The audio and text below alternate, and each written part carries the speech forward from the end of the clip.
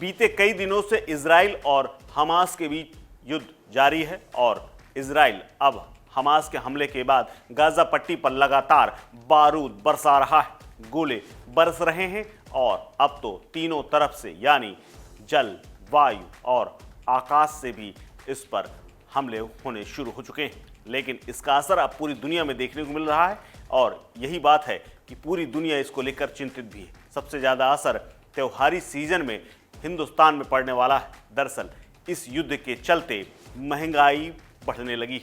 माना जा रहा है कि इसी युद्ध के चलते बीते एक सप्ताह के अंदर ही सोने चांदी के दामों में काफ़ी बड़ा इजाफा हो गया है और सोने के खासकर दाम तो रॉकेट बन चले। नवरात्र से पहले हफ्ते में ही सोना 1,857 रुपये और चांदी 2,636 रुपये से ज़्यादा तक महंगी हो चुकी है।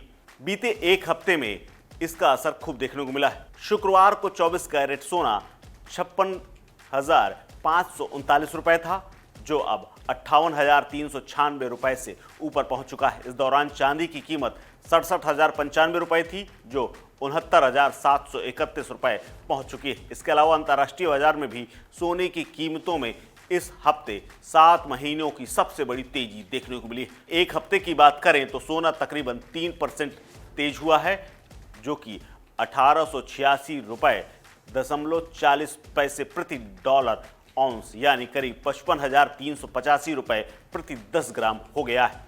सोने चांदी की कीमतों में जबरदस्त तेजी दर्ज की गई और शुक्रवार को सोना वायदा कारोबार में 1,497 रुपये की जबरदस्त उछाल के साथ 59,415 रुपये प्रति 10 ग्राम पहुंच गया। वहीं चांदी 2,294 रुपये की बढ़त के साथ 71,368 रुपये प्रति किलोग्राम बंद हुई।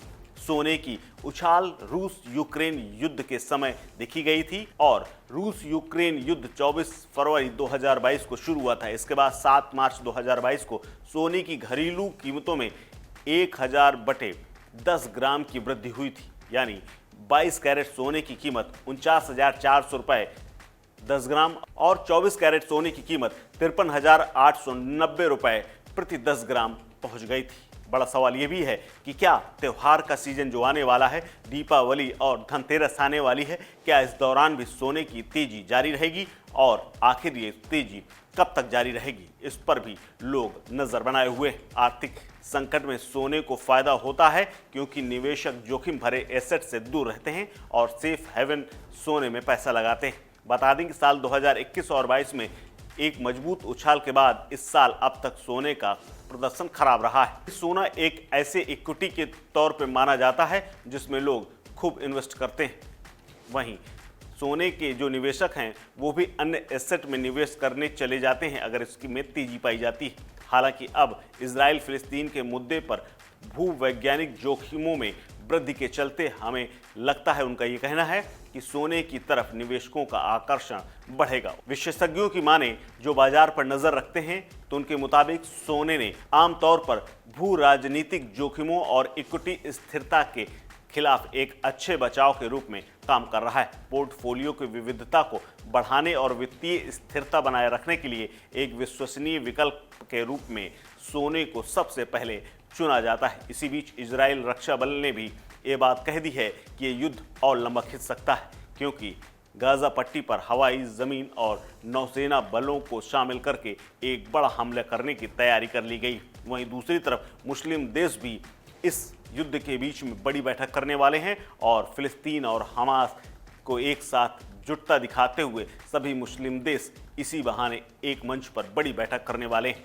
हालांकि IOC ने बाकायदा इस बैठक की तारीख तक घोषित कर दी है। अब माना जा रहा है कि इजराइल और हमास या यूं कहें फिलिस्तीन के बीच चल रहे इस युद्ध की समय सीमा कुछ और बढ़ सकती है और ऐसे में इसका पूरा असर अंतर्राष्ट्रीय बाजार के साथ भारतीय सोने और चांदी के बाजार में भी पड़ सकता है। इस खबर में फिलहाल इतना ही। अपडेट्स के लिए बने रहिए वन इंडिया हिंदी के साथ।